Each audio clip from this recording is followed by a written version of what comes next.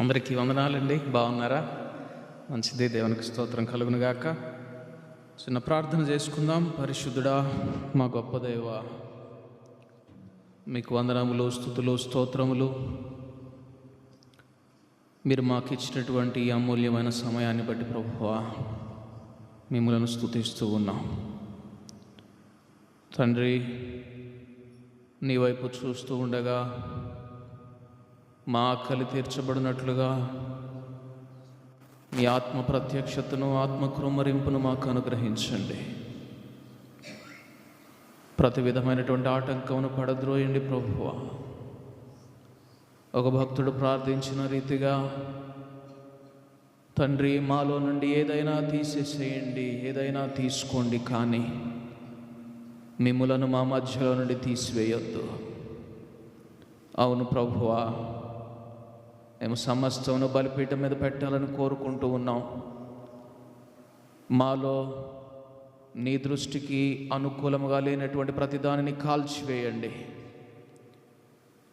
మాలో నుంచి నీకు అడ్డముగా ఉన్నది ప్రతిదాన్ని తీసివేయండి ప్రభువా. తండ్రి, మీరు మా మధ్య నుండండి, మీ సన్నిధిని మాకు అనుగ్రహించండి ప్రభువా. మీరు మాతో ఉండండి, మాలో ఉండండి. మా ప్రార్థన ఆలకించండి. మేము మీ వైపు చూస్తూ ఉండగా మీ రెక్కల నీడను ప్రభువా మమ్మను కప్పి నీ సన్నిధిలో ఉండినటువంటి ఆ వెచ్చదనము, సౌకర్యము, సంతోషము మాకందరికీ అనుగ్రహించమని యేసు నామమున ప్రార్థించి అడిగి వేడుకుంటున్నాము తండ్రి, ఆమేన్. ఎఫెసీయులకు రాసినటువంటి పత్రిక 5వ అధ్యాయము 15-16 వచనములు చదువుకుందాం. దినములు చెడ్డవి గనుక మీరు సమయమును పోనీయక సద్వినియోగము చేసుకొనుచు అజ్ఞానుల వలె కాక జ్ఞానుల వలె నడుచుకొనున్నట్లు జాగ్రత్తగా చూచుకొనుడి.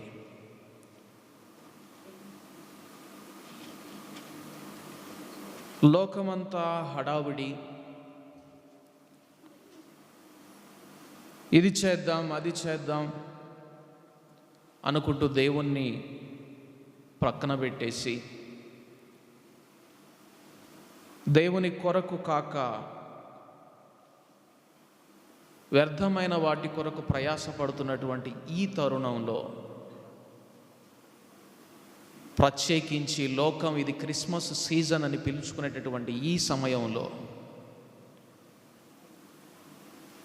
How can we be separated from this world of unbelief and deceitfulness? ఈ లోక సంబంధమైనటువంటి అవిశ్వాసము నుండి కానీ మోసము నుండి కానీ మనం ఎలాగా ప్రత్యేకింపబడిన వారిగా, వేరుపడిన వారిగా ఉండగలం? ఏది మోషేను ప్రత్యేకించింది ఇశ్రాయేలీయుల నుండి? మనము కూడా అలాగా మోసపూరితమైనటువంటి లోక సాంప్రదాయాల నుండి వేరుపడిన వారమై, లోక సంబంధమైనటువంటి హడావిడి నుండి వేరుపడిన వారమై దేవునితో హత్తుకునే వారిగా ఉండాలంటే ఏం చేయాలి? ఇక్కడ బైబిల్ గ్రంథం సెలవిస్తున్నటువంటి మాట ఏంటంటే, అజ్ఞానుల వలె నడుచుకొనవద్దు. ఇంగ్లీష్ బైబిల్లో ఉంటుంది, don't be fool, see then that you walk circumspectly, not as fools. మూర్ఖుల్లాగా కాదు, బట్ యాజ్ వైజ్, తెలివి కలిగిన వారిగా నడుచుకోనండి అని ట్రాన్స్లేట్ చేయబడింది. సరే, ఈ లోకపు హడావిడి నుండి, గందరగోళం నుండి, మోసం నుండి, ఏదో ఒకటి చేద్దాం, ఇది మనం ప్రత్యేకంగా కనబడాలి, ఈ క్రిస్మస్ సీజన్లో మనం ఏదో ఒకటి చేద్దాం, let's do something for the lord, దేవుని కోసం ఏదో ఒకటి చేద్దాం అనేటటువంటి వారిగా కాక, దేవుని వెనుకకు విడిచిపెట్టేసేసి అది చేద్దాం ఇది చేద్దాం అనేటటువంటి వారిగా కాక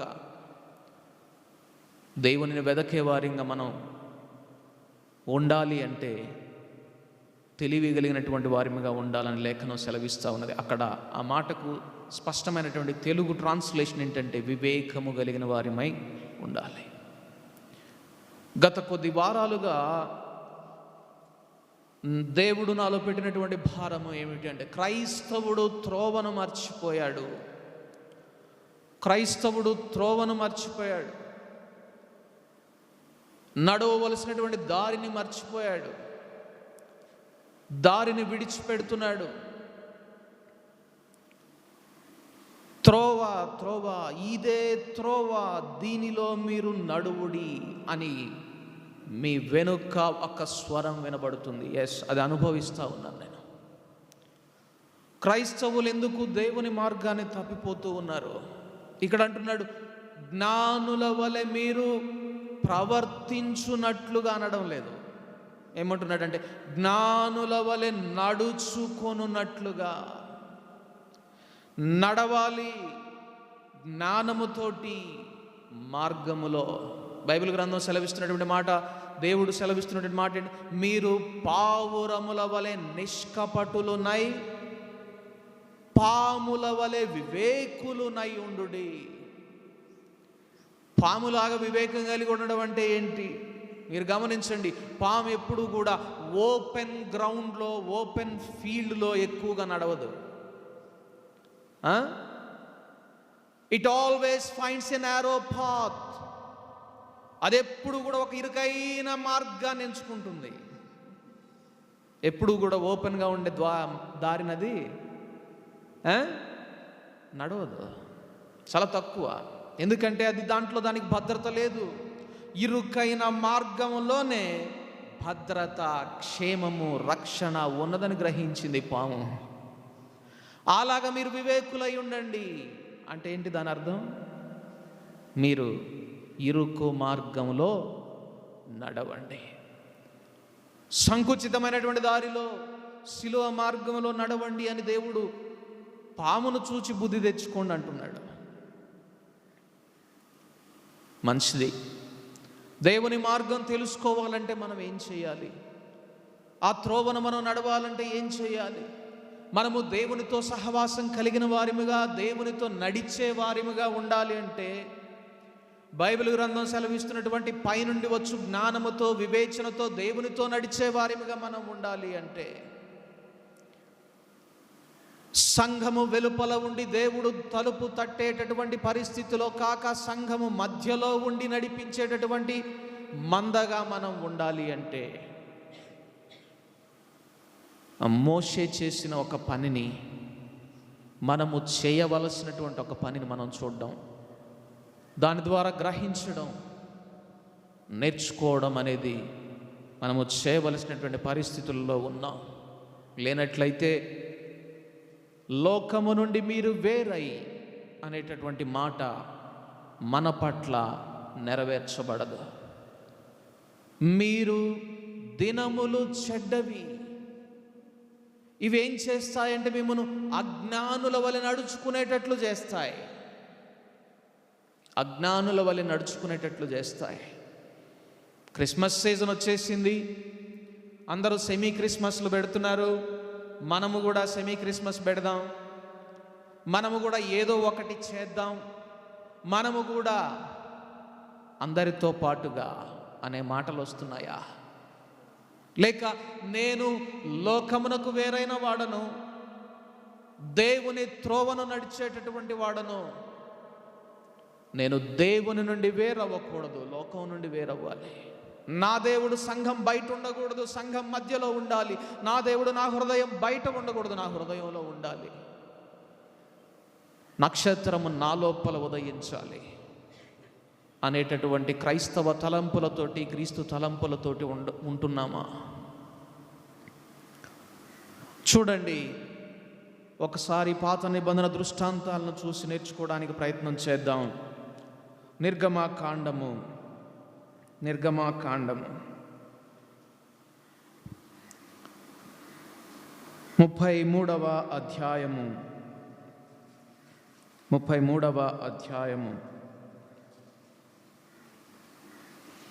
7వ వచనం.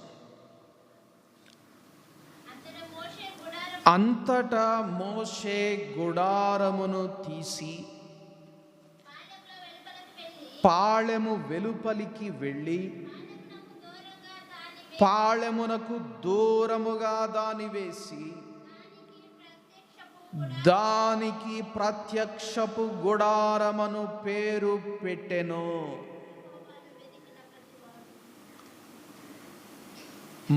ఇక్కడ చూడండి, అంతటా మోషే గుడారమును తీసి.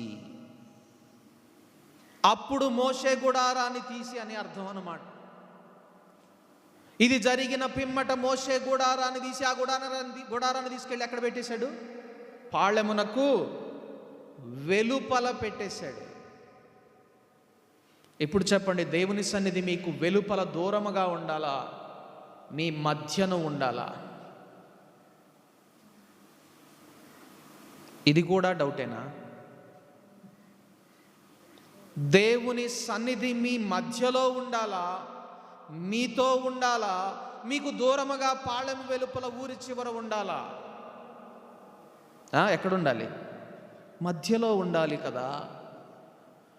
మోషే ఎందుకు ఆ పని చేశాడు? దేవుని సన్నిధి ఇశ్రాయేలుతో ఉండవలసినటువంటి స్థితిలో ఉండవలసిన ఇశ్రాయేలీయులు ఒక్కసారిగా దేవుని సన్నిధి వారి నుండి సపరేట్ అవ్వవలసినటువంటి పరిస్థితి, వెలుపలికి పోవలసినటువంటి పరిస్థితి. ప్రియ సహోదరులారా, ఈ దినాలలో మీ విషయములో కూడా క్రీస్తు ఇలాగే ఆలోచించవలసినటువంటి పరిస్థితి వస్తుందేమో. నేను ఈ సంఘములో ఉండలేను, నేను ఈ కుటుంబములో ఉండలేను, నేను ఈ హృదయములో ఉండలేను, ఈ గృహంలో ఉండలేను. ఐ విల్ వాక్ అవే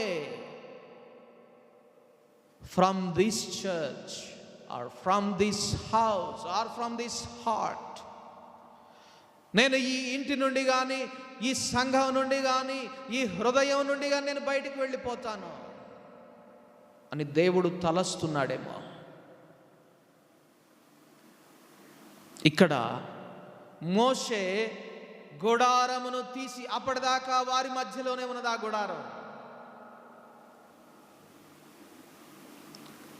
ఇక వీరి మధ్య ఉండడానికి వీలు లేదు. ఈ గుడారాన్ని బయటకు తీసుకొని వెళ్ళాలి నేను అని బయటకు తీసుకొని వెళ్ళి పాళెమునకు వెలుపల వేసి, అప్పుడు ఆ గుడారానికి ప్రత్యక్షపు గుడారం అని పేరు పెట్టాడు. ప్రత్యక్షపు గుడారము. ఇప్పుడు ఆ నెక్స్ట్ వచనం చదువు. ఆ ప్రత్యక్షపు గుడారమునకు యెహోవాను వెదకిన ప్రతివాడును. ఎవరు? యెహోవాను వెదకిన ప్రతివాడు.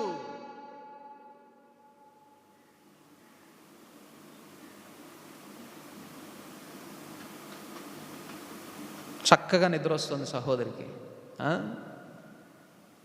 బహుశా దర్శనంలో వెతుకుతున్నట్టున్నారు దేవుణ్ణి. యెహోవాను వెదకిన ప్రతివాడు ఏం చేయాలి? పాళెము వెలుపలికి వెళ్ళాలి. ఇప్పుడు కండిషన్ మారింది. నువ్వు దేవుణ్ణి వెదకాలంటే ఏం చేయాలి? నువ్వు ఇప్పుడు పాళెం వెలుపలికి వెళ్ళాలి. ఇంతకుముందు పాళెము లోపలే ఉన్నాడు దేవుని గుడారం, దేవుడు. ఇప్పుడు పాళెం వెలుపలికి వెళ్ళాలి. You have to be separated from the world. లోకం నుండి నువ్వు వేరుపరచబడాలి. ఊరి నుండి వేరుపరచబడిన వ్యక్తిగా, సర్వలోక మర్యాదను అనుసరించని వ్యక్తిగా నువ్వు బయటకు నడవాలి. ఇక్కడ యెహోవాను వెదకు ప్రతివాడు, వాడికి ఉండవలసినటువంటి రూల్ ఏంటంటే వాడు బయటకు వచ్చేయాలి, పాళెంలో నుండి బయటకు వచ్చేయాలి. వెలుపలను నా ప్రత్యక్షపు గుడారమునకు వెళ్ళుచూ వచ్చెను. ఈ పదం కూడా మీరు గుర్తుపెట్టుకోనండి. యెహోవాను వెదకు ప్రతివాడు ఏం చేస్తా ఉన్నాడు? పాళెము లోపల నుంచి బయటకు వస్తూ ఉన్నాడు, ప్రత్యక్షపు గుడారం దగ్గరకు వస్తూ ఉన్నాడు, మళ్ళీ వెనక్కి వస్తూ ఉన్నాడు. అంటే ఎక్కడికి వస్తున్నాడు? మళ్ళీ పాళెములోకి వస్తూ ఉన్నాడు. కానీ ఒక వ్యక్తి గుడారంలోనే ఉండిపోయాడు. That's what made the difference between the leader of Israel and the country of Israel. అదే ఇశ్రాయేలు దేశాన్ని, ఇశ్రాయేలు దేశపు జనాంగాన్ని నడిపించే నాయకుని వేరుపరిచింది. పాళెం వెలుపలికి వెళ్ళిపోయాడు, దాంట్లో నుండిపోయాడు. సరే చూద్దాం 11వ వచనం. మనుష్యుడు తన స్నేహితునితో మాటలాడునట్లు యెహోవా మోషేతో ముఖాముఖిగా మాటలాడుచుండెను. తరువాత అతడు పాళెములోనికి తిరిగి వచ్చుచుండెను. మోషే కూడా కాదు, జాగ్రత్తగా చూడండి. మోషే దేవునితో ముఖాముఖిగా మాట్లాడుతూ ఉన్నాడు, తర్వాత తిరిగి పాళెం లోపలికి వస్తా ఉన్నాడు. చూడండి, అతని పరిచారకుడును నూను కుమారుడు నైన యెహోషువ అను యవ్వనస్తుడు గుడారములో నుండి వెలుపలికి రాలేదు. నూను కుమారుడైన యెహోషువ తప్ప, యెహోషువ కాలేబులు తప్ప నీవు సైతం వాగ్దాన భూమిలో ప్రవేశించలేవు. ఏంటండి, ఒక దైవ సేవకుని, పరిచారకుని సైతము కూడా దైవ సేవకుని నుండి ప్రత్యేకించింది. ప్రత్యక్షపు గుడారములోనే ఉండాలని ఆశపడే జీవితం, ప్రత్యక్షపు గుడారంలోనే ఉండాలని ఆశపడేటటువంటి జీవితం. ప్రియ సహోదరులారా, దేవుడు మీతో ఉండాలని కోరుకుంటున్నారా, లేక మీ బయట దేవుడు ఉండాలని కోరుకుంటున్నారా? లోకంతో పాటుగా మీరు ఉండాలని కోరుకుంటున్నారా, లోకం నుండి వేరైన వారుగా మీరు ఉండాలని కోరుకుంటున్నారా? ప్రత్యేకింపబడినటువంటి వారుగా మీరు ఉండాలని కోరుకుంటున్నారా? ఏర్పరచబడినటువంటి వారుగా మీరు ఉండాలని కోరుకుంటున్నారా? లేక అందరితో మేము, అందరూ బాగుండాలి, అందులో నేను ఉండాలనేటటువంటి డైలాగ్లో మీరు కూడా కలిసిపోయారా? పాళెము వెలుపలికి దేవునిని త్రోసివేశారు ఇశ్రాయేలీలు. What is the reason? కారణం ఏంటి? చూడండి 33వ అధ్యాయము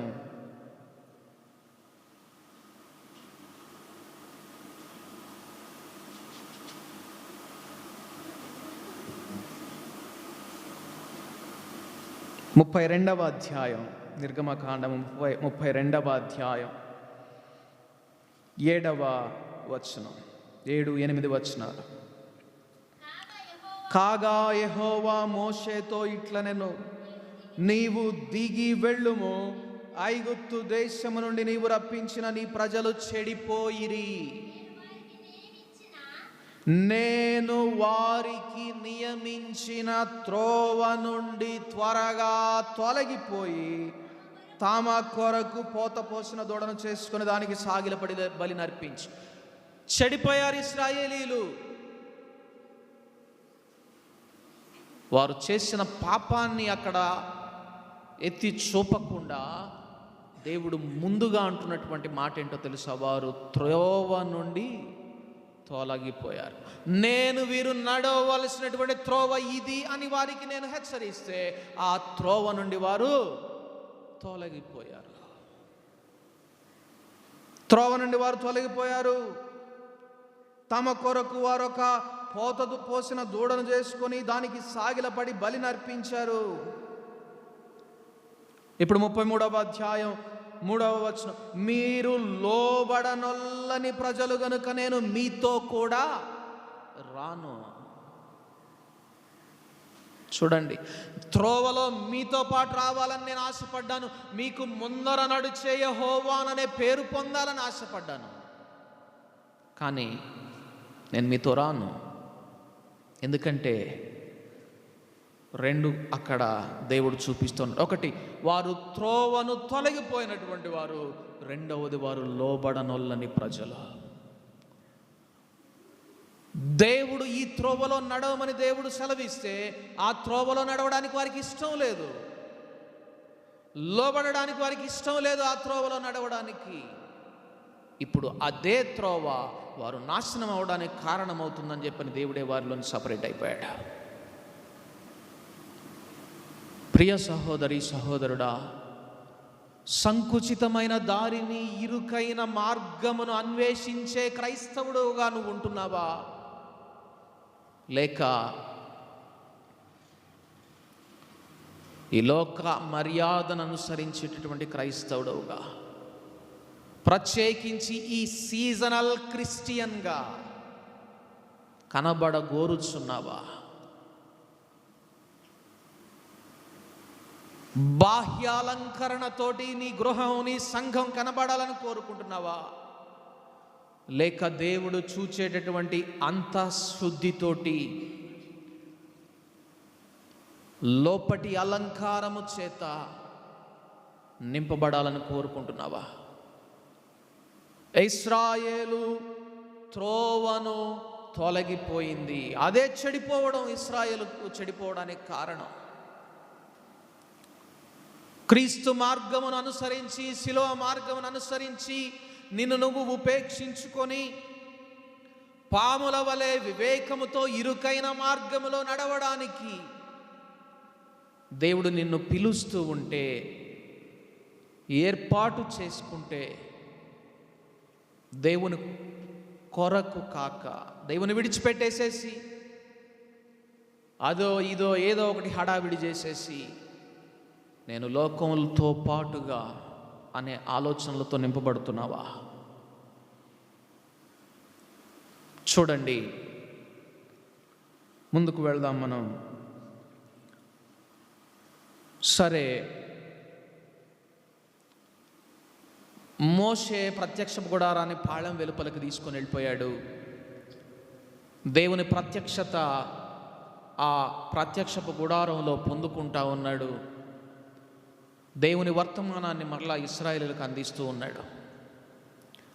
దేవుడు అన్నాడు, నేను ఇక మీతో రాను, ఎందుకంటే మీరు లోబడని ప్రజలు అనలేదు. ఏమన్నాడు? లోబడనొల్లని లోబడను వల్లని ప్రజలు, లోబడడానికి ఇష్టపడని ప్రజలు మీరు. ఇంగ్లీష్ బైబిల్లో ఆ మాటకి ఏమని ఉంటుందో తెలుసా? ట్రాన్స్లేషన్ స్టిఫ్ నెకెడ్ పీపుల్ అని ఉంటుంది. అంటే ఇనుప మెడగలిగినటువంటి ప్రజలు, మెడ వంచని ప్రజలు. ప్రియ సహోదరులారా, దేవునికి లోబడడం అనేటటువంటి విషయంలో దేవుడు వాడేటటువంటి కఠినమైన పదజాలం చూడండి. మెడవంచని ప్రజలు వీరు. అలాగ ఉండకూడదు. మనం కఠినపరచబడినటువంటి హృదయాలుగా ఉండకూడదు. దేవుని ఎదుట దీన మనస్సు కలిగిన వారిగా ఉండాలి. నా దగ్గర నేర్చుకోండి, నేను నేర్పిస్తాను. నేను దీన మనస్సు కలిగిన వాడను, సాత్వికుడను, నా దగ్గర నేర్చుకోండి, నేర్పిస్తానంటుంటే మాకు అది ఇష్టం లేదు అని చెప్పే ప్రజలు వీరు అంటున్నాడు. వీరు లోబడనొల్లని ప్రజలు కనుక నేను వీరితో రాను అన్నాడు దేవుడు. మోషే ఇక్కడ ఒక మాట అంటా ఉన్నాడు. క్రొత్త నిబంధన జీవితంలో ఇది మనకందరికీ వర్తిస్తుంది. మనము దేవుని వైపు తిరిగి ఆ మాట రక్షింపబడిన నాటి నుండి నేటి వరకు అన్నామో లేదో ఒకసారి మనం చూసిన తర్వాత మనల్ని మనం ప్రశ్న వేసుకుందాం. చూద్దాం. 12వ వచనం, 33వ అధ్యాయం 12వ వచనం. నిర్గమకాండము 33వ అధ్యాయము 12వ వచనం. మోషే యెహోవాతో ఇట్లనెను, చూడుము, ఈ ప్రజలను తోడుకొని పొమ్మని నీవు నాతో చెప్పుచున్నావు. నేను రాను, మీతో పాటు రాను నేను. ఎందుకంటే మీరు లోబడడానికి ఇష్టపడనటువంటి ప్రజలు కనుక, నేను మీతో పాటుగా వస్తే మీలో ఉండిన ఆ కఠినత్వాన్ని చూస్తే మిమ్మల్ని త్రోవలోనే నేను సంహరిస్తానేమో, కనుక నా కోపానికి మీరు కారణమవుతారు కనుక మీ క్షేమం నిమిత్తమే నేను మీతో రాను అన్నాడు దేవుడు. సరే, ఈ ప్రజలను తోడుకొని నువ్వెళ్ళు అన్నాడు. మోషే అంటున్నాడు ఇక్కడ, వీరిని తోడుకొని వెళ్ళమని నాతో అంటున్నావు, నాతో ఎవరిని పంపెదవో అది నాకు తెలుపలేదు. ఎవరిని పంపిస్తావు నాతో పాటు? I don't want to walk alone. నేను ఒంటరిగా నడవాలని కోరుకోవడం లేదు. నన్ను నాయకునిగా వీరి కొరకు నియమించావు, అభిషేకించావు, ప్రత్యేకించావు, నీ దుడ్డు కర్రనిచ్చావు, నీ దండమునిచ్చావు. But I don't want to walk alone. కానీ నేను ఒంటరిగా నడవడానికి ఇష్టపడడం లేదు. నాతో ఎవరిని పంపిస్తావు? ఎవరిని పంపుతావు? ప్రార్థించావా ఎప్పుడైనా సహవాసం కొరకు? నా ప్రియ తండ్రి, నేను ఈ పరమకానాను ప్రయాణంలో నీ యొద్దకు నడవాలని కోరుకుంటూ ఉన్నాను. I want a companion to walk along with me. నాతో పాటు నడవడానికి నాకొక సహోదరుని సహవాసమును అనుగ్రహించు. నాకొక సహోదరుని, ఒక సహవాసమును అనుగ్రహించు. అవును ప్రియ సహోదరులారా, సహవాసము కలిగి దేవునితో నడవడం చాలా ప్రాముఖ్యమైనటువంటి విషయం. ఇక్కడ మోషే అన్నాడు, నాతో ఎవరిని నువ్వు పంపిస్తావో నాకు అది తెలుపలేదు. మళ్ళీ ఇక్కడ ఒక మాట అన్నాడు. మళ్ళీ అన్నావు, నువ్వేమన్నావు? నీవు చూడండి, నేను నీ పేరును బట్టి నిన్ను ఎరిగి ఉన్నాను. నేను నీ పేరును బట్టి నిన్ను ఎరిగి ఉన్నావనియు, నా కటాక్షము నీకు కలిగినదనియు చెప్పితివి కదా. మోషేతో దేవుడు ఏమన్నాడట? నీ పేరును బట్టి నిన్ను ఎరిగి ఉన్నాను అన్నాడట. నీతో ఆ మాట చెప్పాడా దేవుడు? నీ పేరును బట్టి నేను నిన్ను ఎరిగి ఉన్నాను. పేరు పెట్టి పిలిచావు. అందుకే ఒక భక్తుడు కూడా పాట పాడతాడు, ఏమనంటే, నేను నిన్ను ఎరుగక ముందే నా పేరు పెట్టి పిలిచి నాకు బిరుదులు ఇచ్చావు.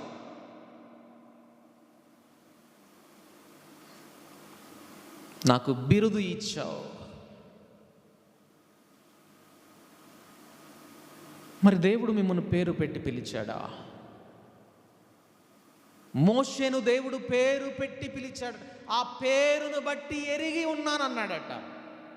I know you by your name. నీ పేరును బట్టి నేను నిన్ను ఎరిగి ఉన్నాను. మీకు ఒక విషయం చెప్పనా? అదే మాట నీతోనూ నాతోనూ దేవుడు అన్నాడు. మోషేను పేరును బట్టి ఎరిగి ఉన్నాడంటే మోషే పేరు ఏంటి? దాని అర్థం, మోషే అన్న మాటకు అర్థం ఏంటి? నీళ్లలో నుండి తీయబడినది. క్రైస్తవులైన మీరందరూ నీళ్లలో నుండి తీయబడకనే క్రైస్తవులయ్యారా?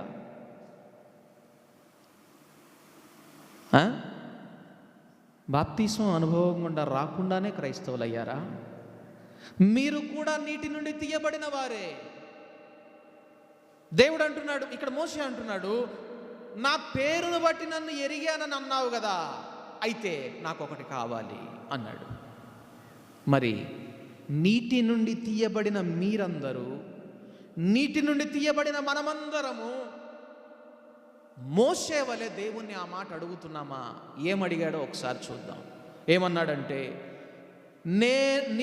నేను నీ పేరును బట్టి నిన్ను ఎరిగి ఉన్నాననియు నా కటాక్షము నీకు కలిగినదనియు చెప్పితివి కదా, నా కృప నీకు చాలును అన్నావు కదా. బాప్తిస్మము ద్వారా నీవు శరీర విషయంలో పాతి పెట్టబడి క్రీస్తుతో కూడా పునరుద్ధానుడవై నాతో నువ్వు లేచావు, నా కృప నీకు చాలు అన్నావు కదా అని ఇక్కడ మోషేలాగా ఒక ప్రశ్న వేయడం నేర్చుకుందాం. చూడండి మోషే ఏమన్నాడో, కాబట్టి నీ కటాక్షము నీ కృప నా ఎడల కలిగిన ఎడల నీ కృప నా ఎడల కలుగునట్లుగా దయచేసి నీ మార్గమును తెలుపుము. ఏమన్నాడు మోషే? ఏం కోరుకున్నాడు మోషే? నీ మార్గం తెలియజేయి. అందుకే మనం ఒక చోట చూస్తాం, ఆయన ఇశ్రాయేలుకు తన క్రియలను కనబరచెను, మోషేకు తన మార్గమును తెలియజేసెను. మోషేకు దేవుడు తన మార్గాన్ని తెలియజేశాడు, ఇశ్రాయేలీయుడు అయితే దేవుడు తన క్రియలను మాత్రమే చూపించాడు. ఏంటి మోషే ఈ ప్రశ్న దేవుని అడగడానికి కారణమైంది? అదిగో మనం ఇందా చూసాం, వీరు చెడిపోయిన వాళ్ళు, వీరు నా త్రోవను నడవడానికి ఇష్టపడనటువంటి వారు, నా త్రోవ నుండి వీరు తొలగిపోయారు, వీరితో నేను నడవను. అక్కడ పాఠమైంది మోషేకు. నేను అలాంటి స్థితిలోకి వెళ్ళకూడదయ్యా, నా పేరు పెట్టి నన్ను ఎరిగి ఉన్నావన్నావు, పిలిచావు, నేను నీళ్లలో నుండి తీయబడిన వాడనని నా పేరుని బట్టి నన్ను ఎరిగానన్నావు, నీ కటాక్షం నాకు కలిగిందన్నావు. అయితే ఒకటి చెయ్యి, నాకు నీ మార్గాన్ని తెలియచేయి, నీ మార్గాన్ని చూపించు. నేను కూడా ఆ ఇశ్రాయేలీయుల వలె నీ మార్గం తప్పి తొలగిపోయిన వ్యక్తిగా ఉండడానికి వీల్లేదు. బాప్తిస్మం తీసుకున్న నాట నుండి ఈనాటి వరకు నీ మొట్టమొదటి ప్రార్థనాంశం అదేనా? ఇక్కడ మోషే చేసిన మొట్టమొదటి ప్రార్థన దేవుని గోజాడినటువంటి ప్రార్థన. చూడండి, మనం లోక సామెత వింటూ ఉంటాం, ఒకరు చెప్తే తనంతట తాను తెలుసుకోడు, ఒకడు చెప్పినా వినడు. బుద్ధిమంతుడైతే ఎదుటి వాని పొరపాట్ల నుంచి నేర్చుకుంటాడట, తెలివి తక్కువ వాడైతే, కొంచెం బుద్ధి తక్కువ వాడైతే తన పొరపాట్ల నుంచి నేర్చుకుంటాడట. అసలు తెలివి లేని వాడైతే ఎవరి పొరపాట్ల నుంచి కూడా నేర్చుకోడట. బైబిల్ గ్రంథం సెలవిస్తాం, మీరు జ్ఞానుల వలె వివేకులై జ్ఞానముతో నడుచుకోనండి, జ్ఞానముతో త్రోవను నడవండి, వివేకము కలిగిన వారిగా నడవండి అని బైబిల్ గ్రంథం సెలవిస్తూ ఉన్నది. ఇక్కడ మోషే అదే వివేకంతో అడుగుతూ ఉన్నాడు. ఇశ్రాయేలీయులు చేసినటువంటి పొరపాటు, వారు త్రోవను తొలగిపోయారు. దేవుడు ఏ మార్గంలో అయితే నడవాలని ఆశించాడో ఆ త్రోవను నడవడానికి వారు తొలగిపోయారు. కాబట్టి అసలు నీ త్రోవ ఏంటో నాకు తెలియజేయి, నేను ఇక ఆ త్రోవలోనే నడుస్తానయ్యా, ఆ త్రోవలోనే నడుస్తాను. మనం చాలా మార్లు ఈ ప్రార్థన అయితే చేసి ఉంటాం, ప్రభువా నా దినముల నా ఆయుష్కాలం ఎంతో నాకు తెలియజేయి, నా దినముల పరిమాణం నాకు తెలియజేయి, నా దినముల పరిమాణం లెక్కించడం నాకు నేర్పించు. ఈ ప్రార్థన అయితే చేసి ఉంటాం. కానీ ప్రభువా నీ త్రోవ నాకు చూపించు, నీ త్రోవ నాకు తెలియజేయి, నీ త్రోవ ఏంటో నాకు తెలియజేయి. ఆ త్రోవలోనే నేను నడవాలని కోరుకుంటున్నాను. త్రోవ నుండి తొలగిపోయిన వ్యక్తిగా నేను ఉండకూడదని కోరుకుంటున్నాను. ఏంటయ్యా త్రోవలో నడిస్తే నీకు దొరికేది? ఆ త్రోవను నడిస్తే నీకేంటి దొరికేది? పాముకు దొరికినట్టు నీకేమైనా సంరక్షణ దొరుకుతుందా? రక్షణ దొరుకుతుందా? కీడు నుండి తప్పింపబడతావా? చూడండి మోషే మాటల్లోనే, కాబట్టి నీ కటాక్షము నా ఎడల కలిగిన ఎడల నీ కటాక్షము నా ఎడల కలుగునట్లుగా దయచేసి నీ మార్గమును నాకు తెలుపుము, అప్పుడు నేను నిన్ను తెలిసి కొందును. ఎప్పుడు తెలుసుకుంటావండి దేవుని నువ్వు? దేవుని మార్గం ఏంటో నువ్వు తెలుసుకున్నప్పుడు. దేవుని మార్గం ఏమిటో తెలుసుకోకుండా, నీవు నడవవలసిన త్రోవ ఏమిటో నువ్వు తెలుసుకోకుండా, you can never know the lord. ప్రభువుని నువ్వెప్పటికీ తెలుసుకోలేవు, దేవుణ్ణి నువ్వెప్పటికీ తెలుసుకోలేవు. మొదటగా ఆయన త్రోవను నువ్వు తెలుసుకోవాలని ఇష్టపడు, ఆయన త్రోవను నడవడానికి ఇష్టపడు, ఆయన త్రోవను గురించిన సమాచారము మాకు తెలియజేయి అని దేవుని వైపు తిరిగి అడగడం నేర్చుకో. నేను చేరవలసిన పురం పరలోక పట్టణమే, కానీ నేను నడవవలసిన త్రోవను గురించిన సమాచారం నాకు తెలియజేయి ప్రభువా. నేను నడవవలసినటువంటి మార్గం ఏంటి? లోకం నడిచేటటువంటి దారి ఇది, నేను నడవవలసినటువంటి దారి ఏది? నీ త్రోవ ఏది? నీ మార్గం ఏది? నీ త్రోవ ప్రక్కన ఉండినటువంటి నేలగా కూడా నేను ఉండడానికి ఇష్టపడడం లేదు. నీ త్రోవలో ఉండిన మంచి నేలగా ఉండాలని ఇష్టపడుతున్నాను అని ఆయన వైపు తిరిగి అడగడం మనం నేర్చుకుందాం. చూడండి, ఆ విధంగా దేవుడు మోషేతో ఇక్కడ ఒక మాట అంటా ఉన్నాడు. నా కటాక్షం నీకు చాలు, నా కృప నీకు చాలు, నీ పేరు బట్టి నేను నిన్ను ఎరిగి ఉన్నాను. అయితే నీ మార్గం నాకు తెలియజేయ్యా, నీ త్రోవ నాకు తెలియజేయి. దేవుని మార్గంలో మనం నడవాలంటే, ఆయన త్రోవలో మనం నడవాలి అంటే, మనము అజ్ఞానుల వలె కాక జ్ఞానుల వలె నడవాలి. జ్ఞానుల వలె నడవడం అంటే ఏంటో అక్కడ ఒకసారి చూద్దాం. ఎఫెసీయులకు రాసిన పత్రిక 5వ అధ్యాయము, ఎఫెసీయులకు రాసిన పత్రిక 5వ అధ్యాయం 15 నుండి 18 వచనాల వరకు చదువుకుందాం. దినములు చెడ్డవి గనుక మీరు సమయమును పోనీయక సద్వినియోగము చేసుకొనొచ్చు, అజ్ఞానుల వలె కాక జ్ఞానుల వలె నడుచుకున్నట్లు జాగ్రత్తగా చూచుకొనుడి. ఇందు నిమిత్తము మీరు అవివేకులు కాక ప్రభు యొక్క చిత్తమేమిటో గ్రహించుకొనుడి. మరియు మద్యముతో మత్తులై ఉండకుడి, దానిలో దుర్వ్యాపారము కలదు. అయితే ఆత్మపూర్ణులై ఉండుడి. జ్ఞానం కలిగిన వారు ఏం చేయాలి? ప్రభువా, ఈ క్రిస్మస్ సీజన్లో అందరూ రకరకాల వ్యాపారాలతోటి, రకరకాల వ్యామోహాలతోటి, రకరకాల సందర్భాలతోటి బిజీగా హడావిడిగా ఏదో చేస్తా దేవుని మాత్రం విడిచిపెడతా ఉన్నారు. కానీ నేనైతే నీ త్రోవను నడిచేటటువంటి వివేకము కలిగినటువంటి వ్యక్తిగా, ఆత్మ పూర్ణునిగా ఉండాలని కోరుకుంటా ఉన్నాను. ఆత్మ కలిగిన వానిగా ఉండాలని కోరుకుంటా ఉన్నాను. ఎందుకంటే నీ ఆత్మ లేకపోతే నేను నీ వాడను కాలేను. అప్పుడు నాకు నాటి ఇశ్రాయేలుకు తేడా ఏం లేదు. ఇశ్రాయేలు దేవుడు విడిచిపెట్టేసేసాను, నేను వారితో నడవను అన్నాడు. నువ్వు నాతో లేకపోతే, నేను నీ వాడను కాకపోతే నాకు ప్రయోజనం ఏంటి? ఈ పందెపు రంగంలో ముందుగా పరిగెత్తిన నీవు నాతో లేకపోతే ఆ త్రోవను గురించిన సమాచారం నాకెలా తెలుస్తుంది? ఆత్మపూర్ణునిగా నేను ఉండాలని కోరుకుంటున్నాను ప్రభువా. ఆత్మపూర్ణునిగా ఇక్కడ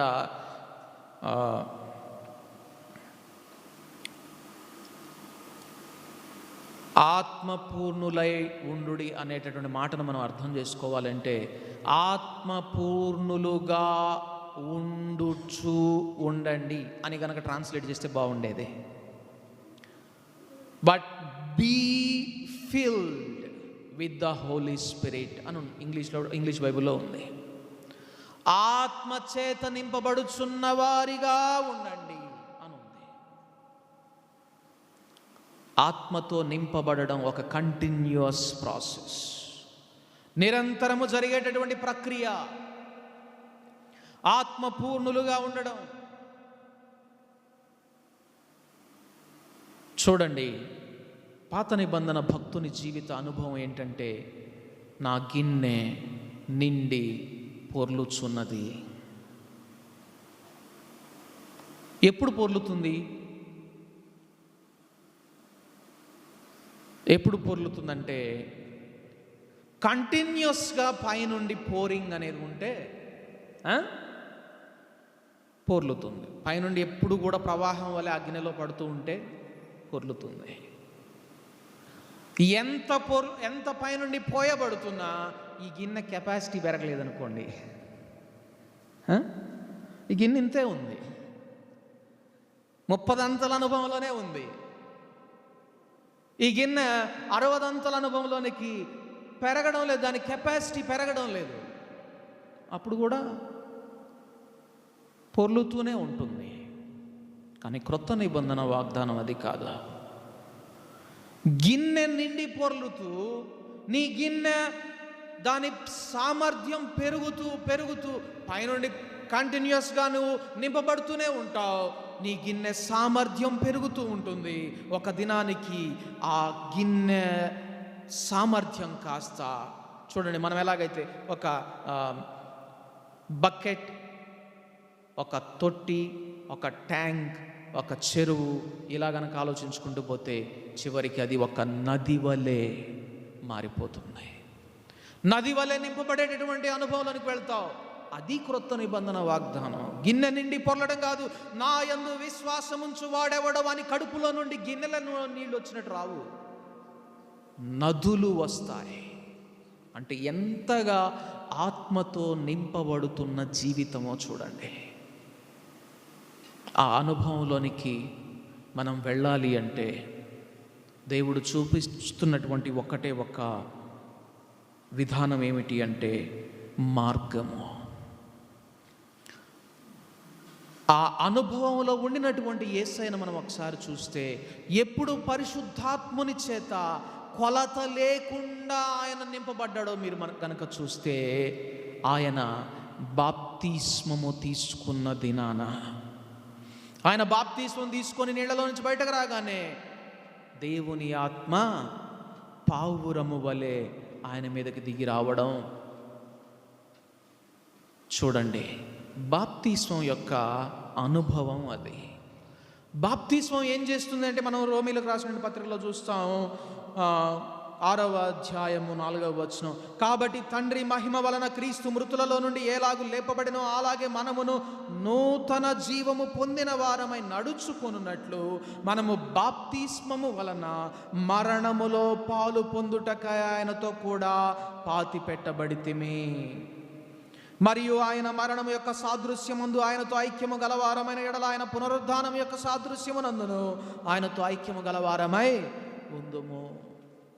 బాప్తిస్మం ఏం చేస్తుందంటే, బాప్తిస్మం అనగా అర్థం ఏంటంటే ముంచడం.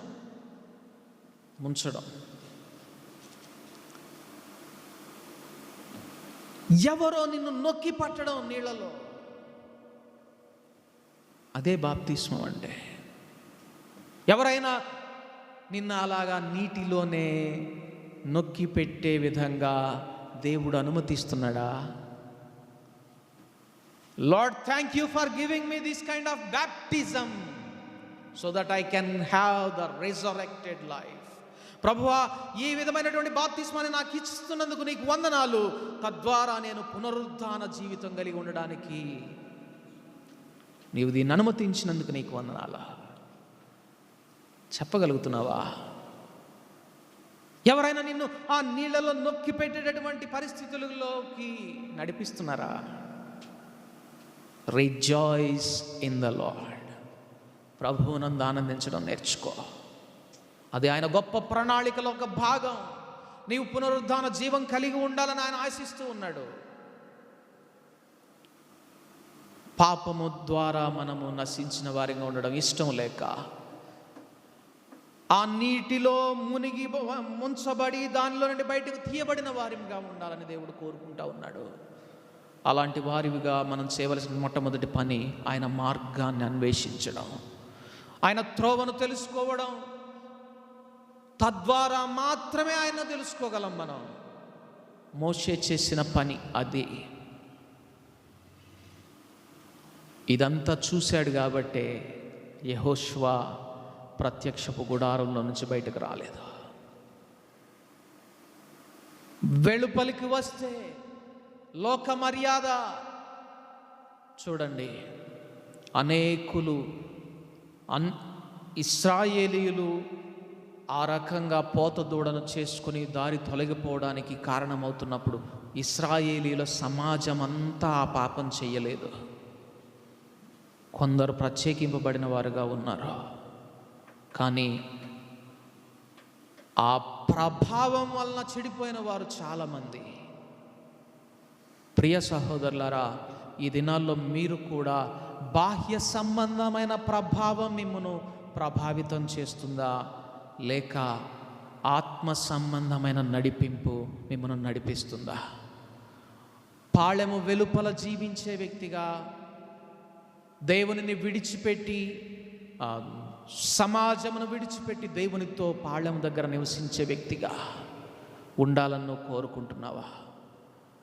దేవుడు ఇశ్రాయేలు మోషేకు తన మార్గమును తెలియజేసెను. దేవుని మార్గంలో నడవడం అంటే ఈ విధంగా దేవుని ఆత్మను కలిగిన వారమై ఎల్లప్పుడూ ముందుకు సాగడం, ఎల్లప్పుడూ దేవుని ఆత్మతో నింపబడుచున్న వారిముగా ఉండడం, ప్రతిదినం దేవుని ఆత్మను మనం పొందుకోవడంలో ఇంకా ఇంకా మన సామర్థ్యాన్ని పెంచుకోవడం, ముందుకు సాగడం. అప్పుడు మాత్రమే మనలో నుండి జీవనదులు బయటకు ప్రవహిస్తాయి. అందాక ప్రతిదినం ప్రభువా ప్రభువా నన్ను నింపు, నా సామర్థ్యాన్ని పెంచు, నా ఆత్మీయ సామర్థ్యాన్ని పెంచు, నేను 30 ఫలాన్ని ఇచ్చే వ్యక్తిగా మాత్రమే ఉండనివ్వద్దు, నేను ఇప్పుడు 40 50 ఇంకా నా కెపాసిటీ పెరగాలి, నా సామర్థ్యం పెరగాలి, నాలో నుండి జీవజల నదులు ప్రవహించేంత అనుభవంలోనికి నేను వెళ్ళాలి. కనుక ప్రతిదినం నన్ను ఆత్మతో నింపు ప్రభువా, నీ మార్గంలో నేను నడవడానికి అదొక్కటే నాకు సహాయం అవుతుంది. పరిశుద్ధాత్ముడు లేకుండా ఆయన త్రోవను మనం నడవలేము, ఆ మార్గంలో నడవలేము, ఆ మార్గం నుండి సులభంగా తొలగిపోతాం.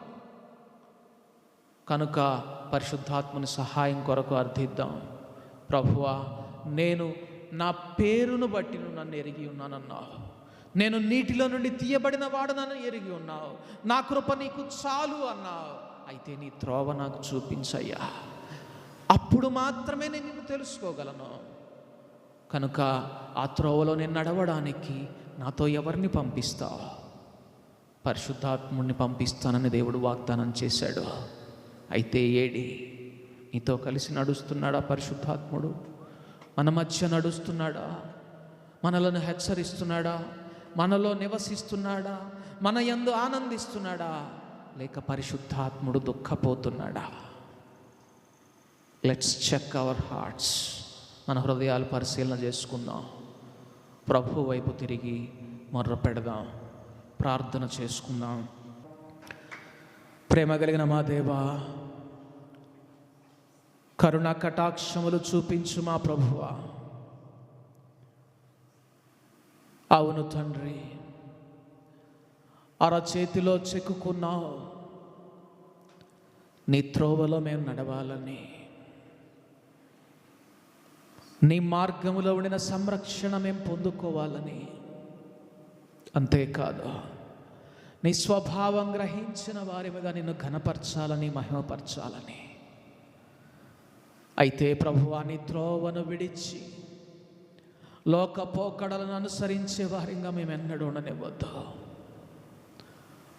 లోకమునకు వేరై పాళెము బయటకు, గవిని వెలుపలకు నీతో పాటుగా సిలువనెత్తుకొని నడిచేవారిగా మమ్మల్ని అందరినీ మీరు సిద్ధపరచండి ప్రభువా.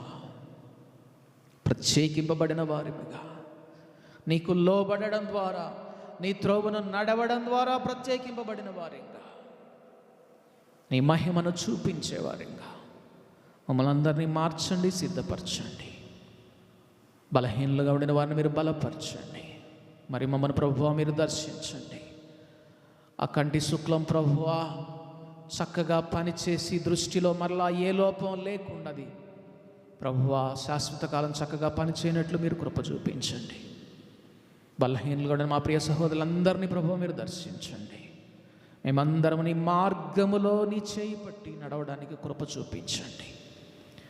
ప్రభువా, తద్వారా నీ నామాన్ని మహిమపరచున్నట్లుగా మమ్మల్ని అందరినీ మీరు సిద్ధపరచమని, నీటిలో నుండి తీయబడిన మేమందరము ప్రభువా ఈ దినాన నీ వైపు తిరిగి ఒకటే అడుగుతూ ఉన్నాం. ప్రభువా, నీ త్రోవను మాకు తెలియచేయి, నీ త్రోవను మాకు తెలియచేయి. ఆ త్రోవను మమ్మల్ని మీరు నడిపించమని యేసు నామమున ప్రార్థించి అడిగి వేడుకుంటున్నాం తండ్రి, ఆమేన్. మన తండ్రి అయిన దేవుని యొక్క ప్రేమయు, మన ప్రభువైన యేసుక్రీస్తు యొక్క కృపయు, పరిశుద్ధాత్మని యొక్క సన్నిధి సహవాసము మనకందరికీ దొరికి బాప్తిస్మము ద్వారా బాధి పెట్టబడినటువంటి జీవితము, పునరుద్ధాన శక్తి కలిగినటువంటి జీవితం, అంతేకాదు ఆయన త్రోవను నడిచే జీవితం, ఆయన స్వభావాన్ని తెలుసుకునే జీవితాన్ని అనుగ్రహించునుగాక. ఆమేన్, ఆమేన్. అందరికీ వందనాలు, సెలవు.